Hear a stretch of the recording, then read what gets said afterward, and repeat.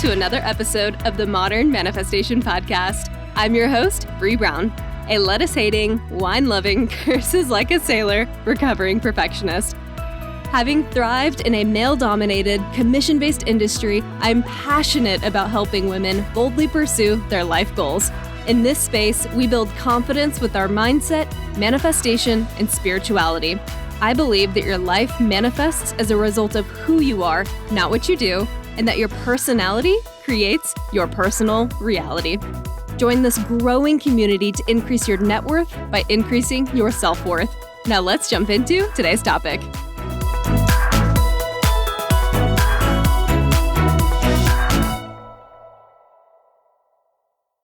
Hello, and welcome back to the Modern Manifestation Podcast. In today's episode, we are talking all about the intrusive thoughts that we experience while we're meditating. And initially, I was going to talk about meditation as a broad topic. I was going to talk about the benefits, the different types, and then also the intrusive thoughts aspect of it. But as I started writing the episode, I realized that more than half of it was focusing on these intrusive thoughts. And when I thought about it, I realized it's because this was the number one thing that kept me from meditating for years. Even though everyone in my life that I had a positive relationship with was telling me how good meditation was. My therapist, my nutritionist, my doctor, everyone in my life was like, meditation is great for you. You should be doing it. And I was like, yeah. No, I get that. Everyone's saying it. And I'm also still not going to do it. So I thought I would address this because I'm sure I'm not the only person that used those intrusive thoughts as a really convenient excuse as to why I didn't meditate. So if you're like, yeah, Brie, I've heard it before. I'm just not good at it. My mind doesn't stop wandering. So I'm probably not going to do it anyway, but carry on. I've already pressed play. Then this episode is especially for you. And hopefully at the end of today's episode, if you ever hear friends or family say that they don't meditate and they use that same excuse because my mind doesn't shut off and I'm not good at it, you will be able to pull from this episode and be like, actually, here's the reasons why that is a really healthy response. And you should go meditate. You should add this into your day-to-day. And to those people, I get it. I do. I was this person. I had such a bad monkey mind that I would get really irritated when I meditated, which is probably a telltale sign that it was a really great thing for me. And I think a lot of us do this. We resist the things that we know are good and healthy for us. I had all of these really intrusive thoughts 2 minutes after, actually probably not even 2 minutes, 2 seconds after I sat down. They just start peppering me. And so I'd convince myself that I'd done enough, that I'd end it there. And then I'd only end up meditating like once a month. And actually, that was pretty generous. I'd probably say I definitely put meditation down on my list as things to do every day, but I probably only ever did it like once a quarter, maybe, if I'm being very truthful. And the main reason why is because it was extremely uncomfortable to experience this rapid fire of thoughts that just entered my mind.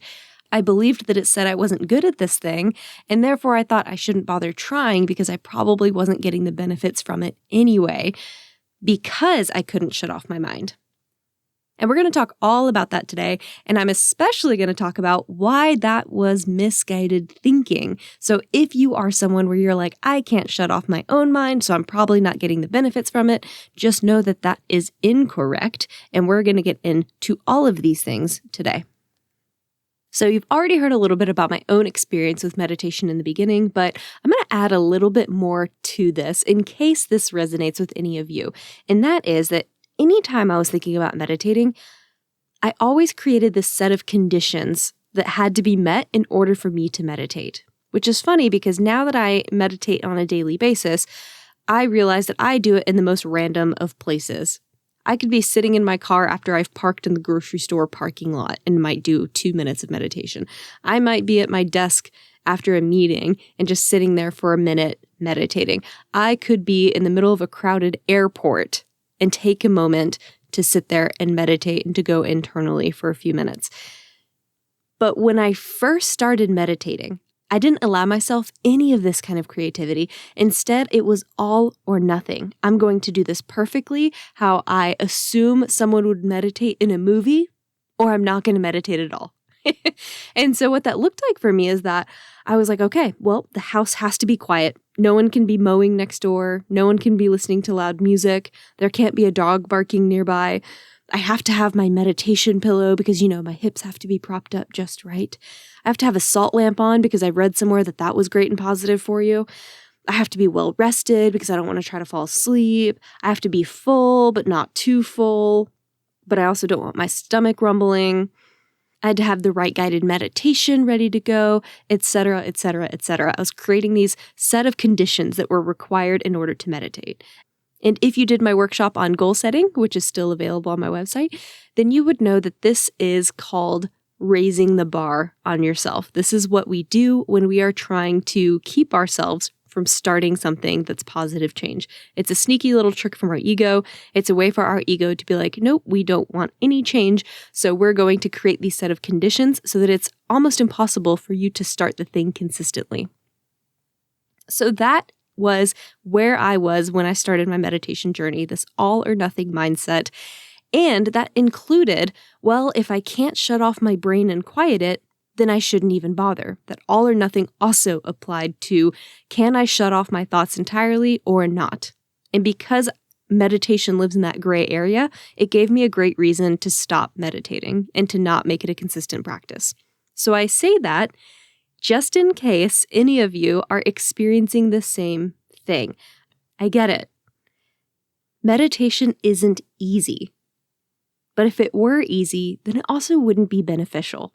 That's kind of the thing about challenges for personal growth. Yes, they're uncomfortable, they create resistance within you, but that's where the growing happens. Meditation is no different. In fact, I think it's one of the most beneficial tools that you can use for personal development and for manifestation. We'll do another episode on just meditating and manifestation because that's such a big topic as well. I honestly feel like meditation, if everyone in the world could just meditate, the world would be a better place. 100% I stand behind that statement. I feel like there would be less war, there would be less violence, there would be less misunderstandings, there would be more compassion and empathy and focus and all of these other beautiful things if everyone just meditated. So if you don't do it for yourself, do it for the world. Do it for world peace. Sorry, I immediately went to Miss Congeniality. Oh man. Shout out Sandra Bullock, one of my favorite movies. But the truth is that I didn't like that meditation wasn't easy or that it didn't come easily to me. And the truth is that I didn't like that meditating made me so uncomfortable. Like, it's freaking hard. It is hard to sit there and to focus your mind and to shut the world out, or whatever the focus is, depending on the meditation you're doing. It's really hard to be constantly berated with these intrusive thoughts and to keep going. And this discouraged me from continuing the practice because I just assumed I sucked at it. Like, why bother doing something if I'm not even good at it? Which is like a whole other topic on resilience that we can save for another day. Just know that that line of thinking was not healthy. But that's how I approached meditation. And here is the true meditation paradox. Here's what I want you to take away from this. The people who do not like meditation, or the people who say they're not good at meditation, are the people who will benefit from it the most. So when someone tells me they don't meditate because it's hard, or they don't meditate because they can't shut their brain off, all I think is that you're the exact person that should be meditating. You just told me exactly why you should be meditating. It's kind of like if you pulled your hamstring and you went to the doctor and they were like, well, you're extremely tight. You need to stretch more. And you're just like, I'm not flexible, so I'm not going to do that. And they're kind of like, yeah, that's the whole point. That's exactly why you pulled your hamstring. That's why you should be doing this thing, is because you're not flexible, so you should be stretching to help counteract that thing. That's the exact same thing that happens when people are like, I don't meditate because I can't shut my brain off. Yes, Exhibit A. You probably can't shut your brain off because you don't meditate. This is why you should be doing it. And the catch-22 of meditation is that the people who need it the most resist it the most and are less likely to do it. It's so frustrating. The moment in my life when I needed meditation the most was when I was running around, stressed out of my mind, hyperproductive, type A personality, perfectionist, with no personal boundaries, and all of this shit to do. But because of all of this, I also used that as an excuse as to why I didn't meditate, because I didn't have time. But that's not necessarily true. I didn't want to make the time, because I still had time for wine night and Netflix and volunteer work. I made time for all those other things, but for me, meditation wasn't a priority. And I won't even say that it wasn't a priority. It was uncomfortable. And I didn't feel like it was something that was important because it felt like a waste of time. The doing nothingness felt like a waste of time, which is hilarious because at that point in my life, I was also trying to figure out how to stop being so stressed, how to bring down my cortisol levels, how to balance my nervous system, how to get out of that constant fight or flight mode that I was in. I was in sympathetic dominance constantly, never allowing my body to go into the rest and digest parasympathetic state. And so I was looking for what supplements I could take, what workout classes I could sign up for, what music I could listen to. I was researching all the ways to balance my adrenals, to exit this fight or flight mode. What was something outside of myself that I could do to reduce my stress? I never wanted to look inward. And the funny thing is that the thing that I was resisting, meditation, was the answer to most of those things. I might even say all of those things. But meditation was hard. It was uncomfortable. And I wanted an easier way. I wanted a pill, a class, a song, a technique. I didn't want to just sit with myself. The last thing I want to do is slow down enough to face my own internal environment. I didn't know what the hell was in there. I thought it was a shit show. Why would I want to go and subject myself to that? I thought in my mind that could only make things worse, to have to get aggravated by sitting and doing nothing and then not being good at it and not knowing what was waiting for me there. And all of that terrified me. Like, what if I sat down for meditation and realized that all of a sudden I could slow down and look at my life and realize that so many of the things that I was doing was for nothing, or was for this identity that I had that wasn't congruent with who I wanted to be. And of course, I wasn't conscious to any of this at the time, but looking back on it, I'm thinking about, why was I so resistant to this concept of meditation?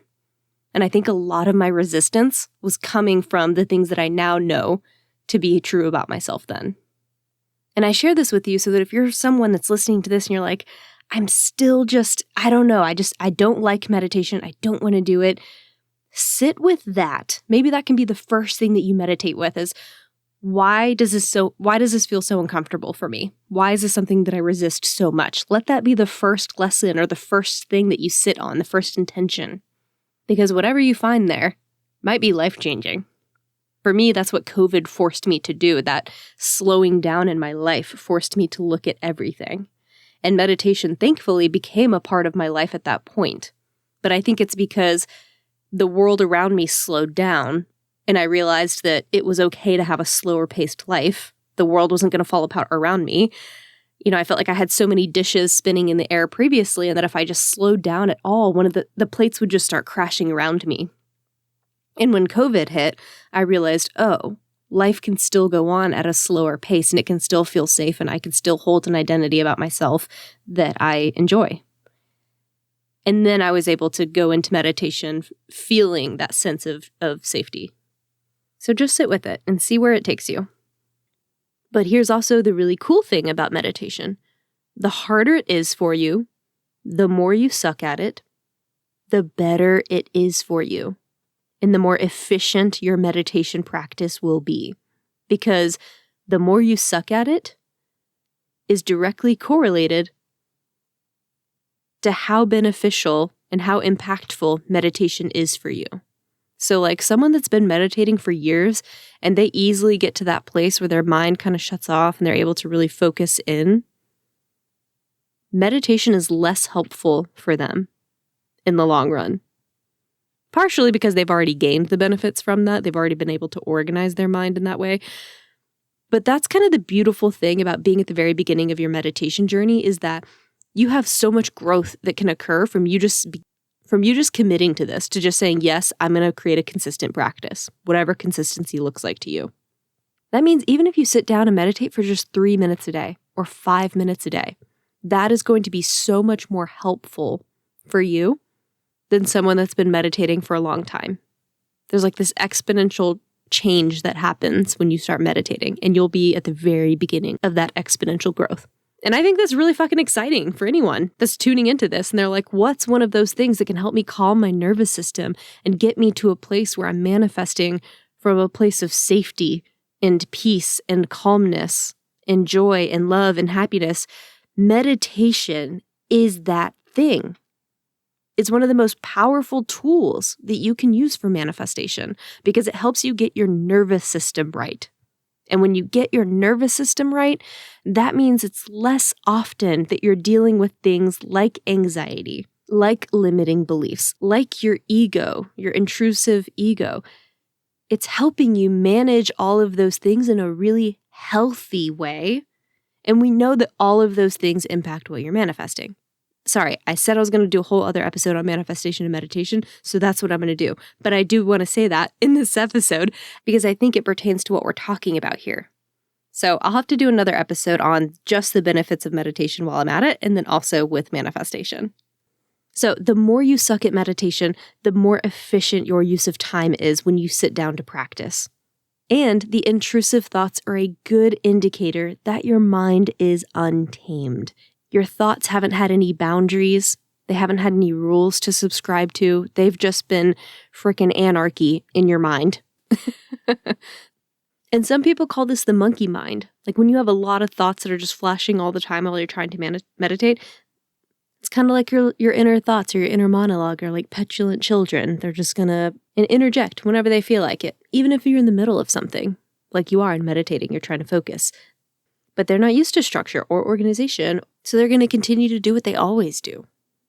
But there's a lot of beautiful research out there that shows that meditation directly impacts our ability to have more organized thoughts, more flow, and can help us rewire our brain in a healthy way, creating new neural pathways for ourselves that allows us to have less disorganization. And if you've never meditated, even just 3 minutes a day consistently will allow you to experience massive changes over time. And this can really help you. Like, as an example, I'm someone that really struggles with ADHD. You could probably tell in this podcast because I kind of beat bop around, jump from all these little topics, and then I get back on track, and then I kind of go off on a tangent again, then I get back on track. I'm working on it, but I will say that I am unmedicated, and meditation has directly and positively impacted me. Now, I'm not telling anyone out there to get off your meds and to just meditate. I'm not saying that. What I'm saying is that this can be a really helpful tool to you to utilize in addition to whatever you're already doing, or it could be something that you consider looking into for yourself. If you're like, hey, that really resonates, maybe I want to look into how something like meditation can help me become more focused, can really help me with something like ADHD, whatever your thing is. Meditation can help you organize your thoughts, and the act of focusing while you're meditating can help your brain form more structure so you're not bouncing all over the place. That's kind of how it feels in my brain sometimes. I feel like really overwhelmed because my brain just goes a million miles per hour and it's bouncing to all these different little topics. But I've noticed that ever since I started meditating, that's happening less. There seems to be more organization, there seems to be more thought, there seems to be more flow in the way that my brain is processing. And research is showing that I'm not an anomaly, that this isn't the placebo effect. This seems to be a common thread or a common trend for people that do meditate. So, if nothing else, let that be the thing that gets you to commit to this. There's a Buddhist quote I heard one time that goes something like, if you don't have time to meditate for 20 minutes a day, you need 2 hours. Because you can't afford to be disorganized or inefficient with your tasks, with your mind. Your mind needs to be fully organized and intentional when it goes to complete the task. So you spend more time preparing your mind with meditation. So that way when you go to attack the task, you're more organized, you're more efficient in how you do it. So in quite a literal sense, meditation is like a system defragmentation for your brain. And if you don't know what that is, it's a really helpful systems tool that you can run on your laptop or your computer. I highly recommend that you do it. It makes your computer more efficient. See, you come here for manifestation and meditation, and you also learn a little bit about technology.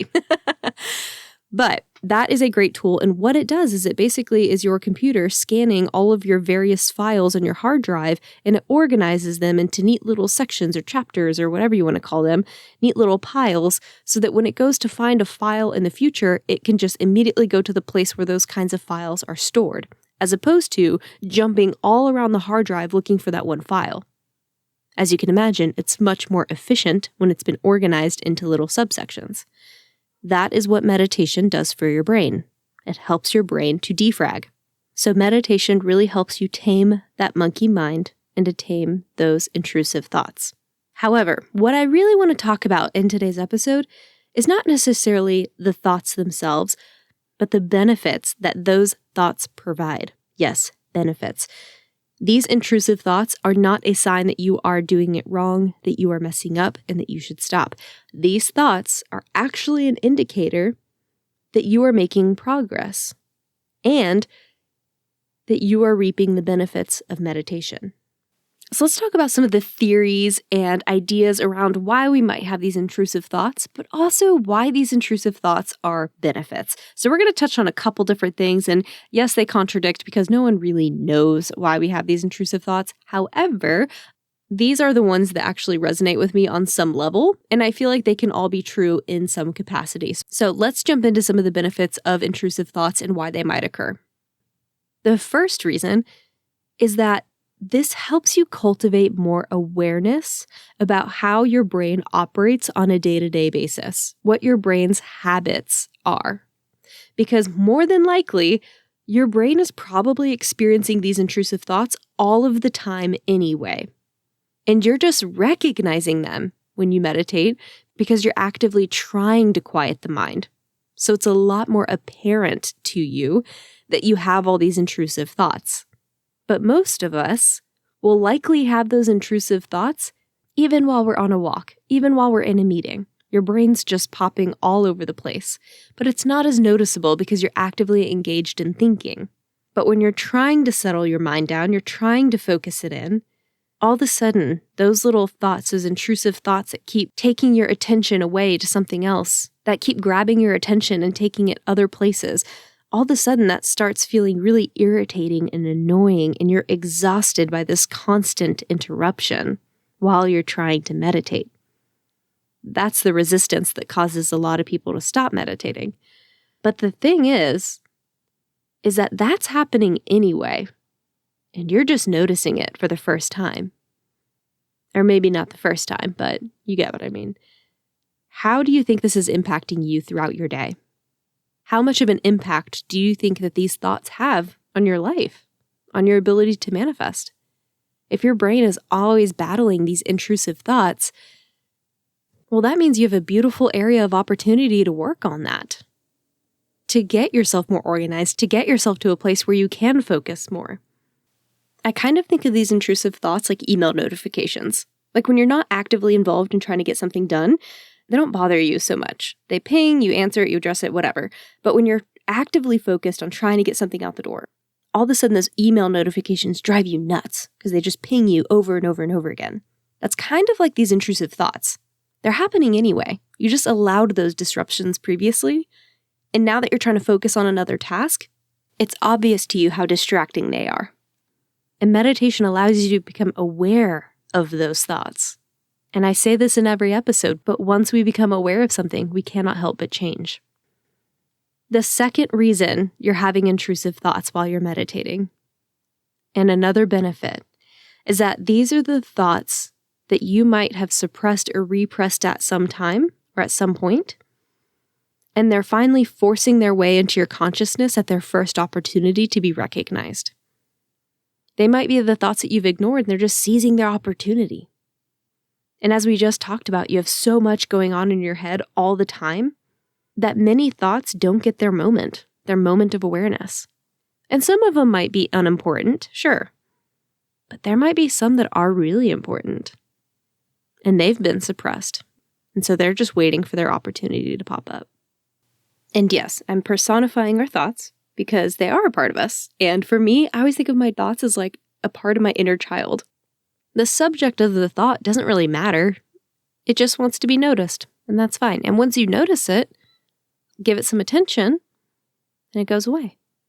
That's why most meditators will never tell you to ignore your thoughts or to dismiss them. They'll be like, notice them, acknowledge them, welcome them to the table, offer them some tea, and then allow them to carry on their way. Sometimes thoughts just want to be recognized. Because sometimes they have important information, sometimes they have good observations, but sometimes they just want attention. And meditation creates a safe space for you to do so. And if you have a lot of thoughts that are in the queue waiting to be recognized, well, this creates a beautiful opportunity for you to start working through that. The third benefit of intrusive thoughts is that it points to the fact that you are on the brink of change. And the reason we know this is because of the ego. What does our ego do anytime we're about to make change, positive or negative? It throws a fit. It doesn't like it. It wants to maintain status quo. So what our ego will do is while we're trying to meditate, even though it's a positive change, our ego creates resistance because it doesn't love that we're trying to grow and expand. And if you've let these intrusive thoughts stop you before, your ego is going to use that tactic again to try to get you to stop meditating. And usually it'll do this in phases.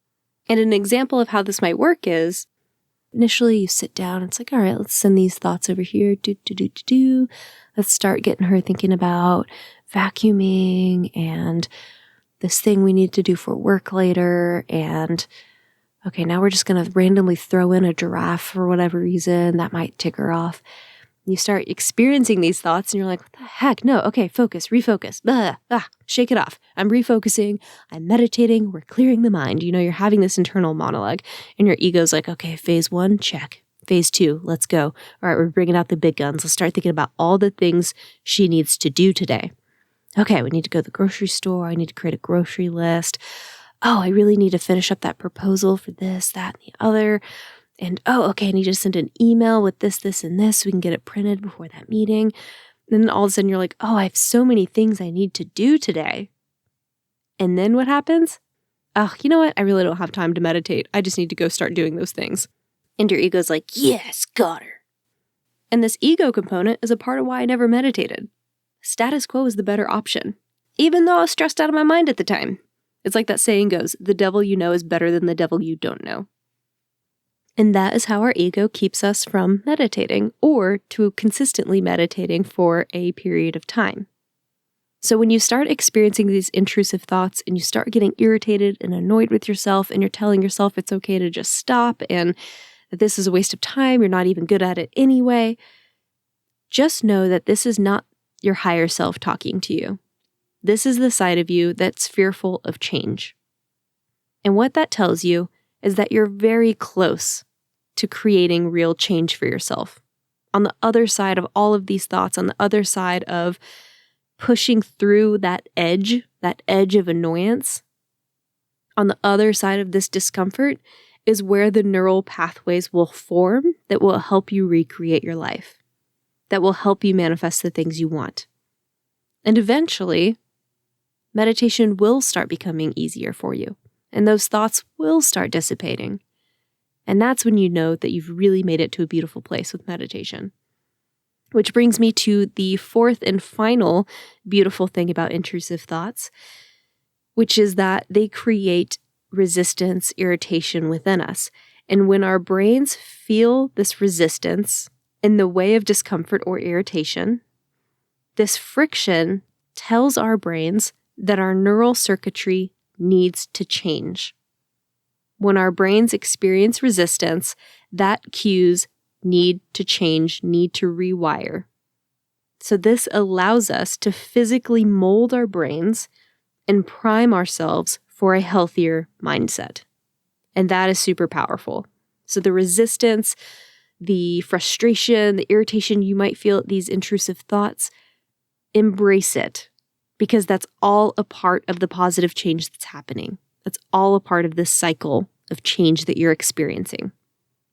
So just in case any of those points didn't make this abundantly clear, the discomfort we feel from these intrusive thoughts is exactly what you want to experience if you're interested in personal development or personal growth. So when you're sitting down on the mat, or you're sitting in your car, or you're sitting in a chair, or wherever you meditate, and these thoughts start bubbling up like, hey, we should just be done. We've done enough. This is uncomfortable. I can't turn off my brain anyway. This is so pointless. I'm so bad at this. This is a waste of time. We're literally just sitting here. I could be literally doing anything else right now. This is not productive. When those thoughts start coming up, keep going. When you get to the edge of your discomfort, you're getting to the good part, the part that creates physical and energetic changes to your mind. And where there is discomfort, there is growth waiting on the other side. So take these intrusive thoughts as a sign that you're experiencing exactly what you need to experience in order to grow. You're exactly where you need to be. And you're teaching your brain how to be more organized, how to give a home for your thoughts to reside in, how to become more aware, how to retrain your ego to accept more change and to be a bit more resilient. All these really beautiful things. So, if you get nothing else from today, take this home. Intrusive thoughts are a sign that you're on the right path with meditation. So don't let that be an excuse that you use in order to prevent you from embracing this really healthy habit. I encourage you to adopt a consistent practice, and consistency is totally up to you. For me, I like to do at least 3 minutes a day because that's where a lot of research says you get the most benefit is 3 minutes a day minimum. Up to 13 minutes is sort of like the ideal timing according to research. Not really sure why it's 13, but that's apparently when you start to experience the most physical changes to your brain as well as impacts to your nervous system. So 13 plus minutes a day is ideal. So extra bonus points if you go above and beyond and end up doing like 20, 30, 40, etc. I'm proud of you. So to give you the increments they studied in the Huberman Lab, another awesome podcast, by the way, they were 3 minutes is the minimum required to experience positive changes in the brain and nervous system. 5 minutes was like minimum plus. You're still experiencing the minimum positive changes that will take place in your brain and nervous system, but you've almost doubled how quickly you will notice the results. So instead of 6 months, you might speed up that timeline and notice changes after 3 months. And that's another thing about meditation. The results are not overnight, but they're so worth it and they don't wear off easily either as a result. So it might take a few weeks or a few months to experience the results, but once you do, they're long lasting.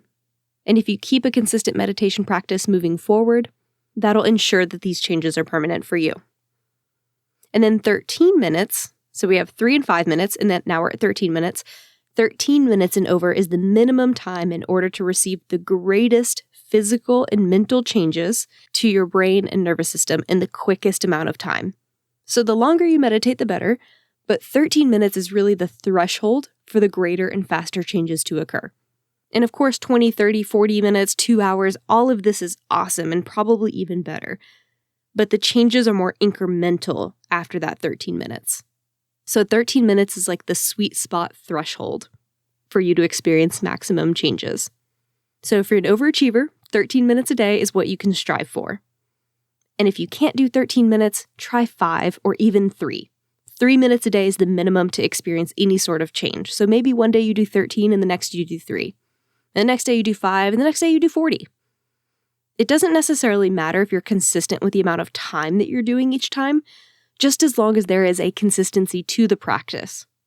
You don't have to be black or white about this, right? It's not, I can either do 13 minutes today or I'm going to do nothing. Remember, we can live in that gray area. 3 minutes is equally satisfactory. And the biggest differentiator between those who have a successful meditation practice that creates change and those who don't is consistency. Like I said, it doesn't have to be every day. It doesn't even have to be every other day. Whatever consistency looks like to you, you get to define what consistency is. Just make sure that consistency isn't like once a month, you know? We're talking like once or twice a week at a minimum. And if you can do every day, awesome. And if you do choose to go the once or twice a week route, try to go for a little more. See if you can get to the 20, 30, 40 mark in order to help yourself see the results quicker. And if you can meditate every day, then maybe some days you do the 3 and the 5. And if you choose to meditate every single day for a minimum of 13 minutes, you get a gold star. How about that? But remember, something is always better than nothing. 1 minute a day is 365 minutes a year. And that is so much better than doing 0. So what I do on the days where I ran out of time or I just simply forgot to meditate, I always check in before I go to bed. And as I'm crawling into bed, if I realize that I forgot to meditate, I will pull out my Fitbit, because if y'all remember that story, I still rock the Fitbit, and I set the timer for 1 minute, and I allow that to be my meditation for the day. It's not about perfection. It's about progress. It's about a consistent practice. Just allow yourself a few moments to sit still and to allow yourself to clear your mind. And decide what your minimum amount of time could be for that moment or for that day that you forgot. And anything is better than nothing. And if you can do more than a minute or more than 3 minutes, anything over that is a bonus. So design a practice that best fits your lifestyle. Design your consistency. And then let me know in the Instagram messages how you're doing. I'd love to know what effects you're seeing, because the effects I saw from meditation were different than effects my friends experienced with meditation. And I'm always so curious to hear how people's experience with this is. I want to know what it's helping you with. And if you want an accountability buddy, I'm happy to be that sounding board for you. Let me know what your goal is, and I'll be cheering for you on the side. Maybe we can form a minimum meditation club. Those of us that are committed to doing at least 3 minutes a day, the bare minimum. So we talked about a lot today, so let me just go ahead and recap the benefits of having these intrusive thoughts, or some of the reasons why we might be having these intrusive thoughts. The first one we talked about is that your brain's probably having those thoughts anyway, and now you have awareness and recognition of them. And what we become aware of, we can change. The second one is that these thoughts might be forcing their way into your consciousness so they can be recognized. They want to be acknowledged. The third one is that our ego can be using these to create resistance so that we stop this practice, because this practice will create healthy change, and our ego doesn't love change. And the fourth reason this could be helpful is that when our brain feels resistance or irritation because of these intrusive thoughts, it actually signals our brain to create change. It signals our brain to create new neural circuitry. And that is really healthy and good for us. So I hope you enjoyed today's episode. I hope it gave you some things to think about, and I hope it gives you some nuggets that you can reference the next time you hear a friend or loved one say, I don't meditate because I can't shut my brain off. You can be like, here's this podcast episode I just listened to. Here you go. Enjoy. While I'm over here Oprah style, you get meditation and you get meditation and everybody gets meditation, except meditating, because it's a verb. And hopefully they tune in and they're like, oh, great, this actually sounds awesome. I'm going to embrace the suck. I'm going to embrace the discomfort, and I'm going to become more resilient by accepting this challenge of having a meditation practice for myself. That is what I hope for all of you. Like I said, meditation will change the world. So the biggest thing I want you to take away from this episode is not necessarily why we have these intrusive thoughts, because any and all of those answers that I provided could be right, or they could even alternate in being right. It's more important to recognize that intrusive thoughts don't have to be a reason for you to stop meditating. Instead, recognize that they could be a healthy indicator that you're on the right path, that you are allowing yourself to change for the better. And know that over time, they'll start to disappear. You'll start to get better at this practice. That's why we call meditation a practice. Because like anything else, the longer you do it, the more you're committed to it, the more consistent you are, the better you get at it. And over time, the intrusive thoughts will start to dissipate and will start to become fewer and farther between. So thank you everyone for joining me. I will do another episode soon on covering the benefits of meditation, and I'll talk a little bit more about the manifestation side of it as well. Thank you all so much for hanging out with me today. Have a fantastic rest of your week, and I will catch y'all in the next episode. Until then, go out there and manifest some miracles. And meditate. I hope y'all enjoyed today's episode. If you want to check out the show notes, head over to www.themodernmanifestation.com/blog. If you're loving this podcast, please drop me a review, share this episode with a loved one, and follow me on Instagram @modernmanifestation. I love y'all so much, and thanks for listening.